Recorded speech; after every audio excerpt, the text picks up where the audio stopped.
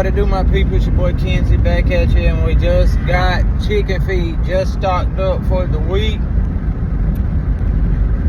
because we don't have enough barrels to stock up anymore. But man, I sure hope this chicken feed comes down.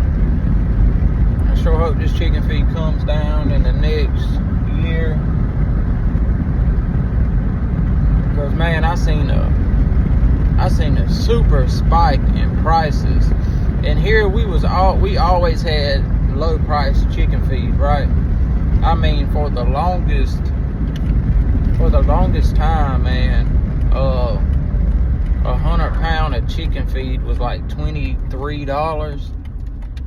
100 pound now, it was like $23 for the longest time, man, and that was like the best time.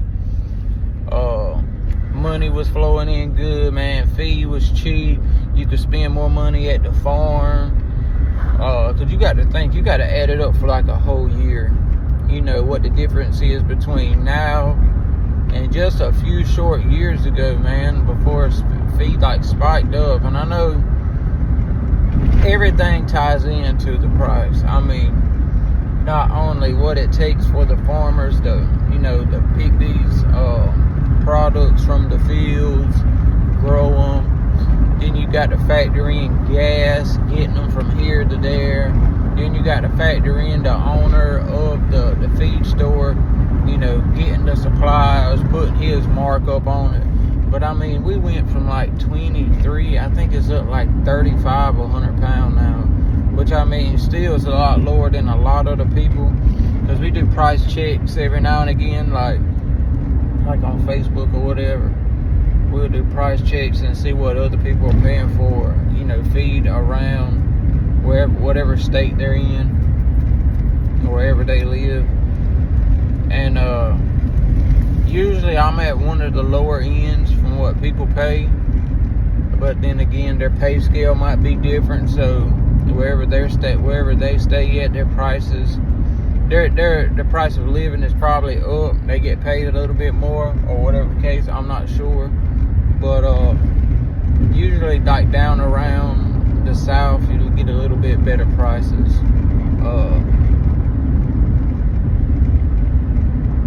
Buddy Dog's old house. But yeah, man, so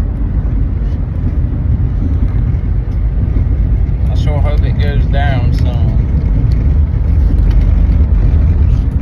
Cause I've spent a lot of money in feed, and I'm not the only one. A lot of people spend money in feed, but that's just one of those things that come around weekly. And when you want to have Gamefowl, you got to pay for feed.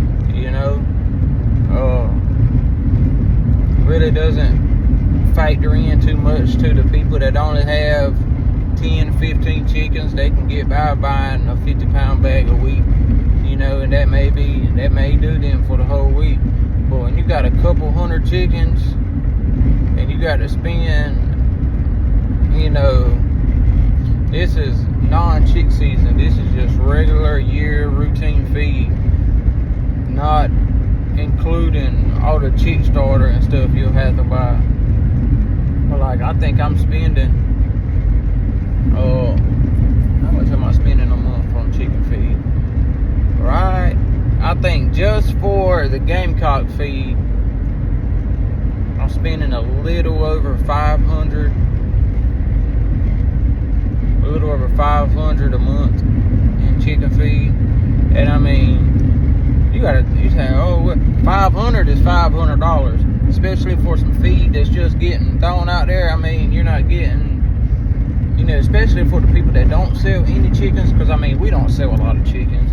I'm not in a business to just sell chickens. Like, that's not what I do, but I will, say, hey, doing a deal right here, got this chicken right here for sale, just to help out on the feed bill.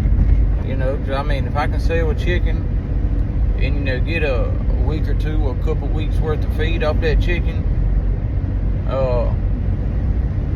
that helps all around the board, man. So at the end of the day, I think it helps a little bit that right here is a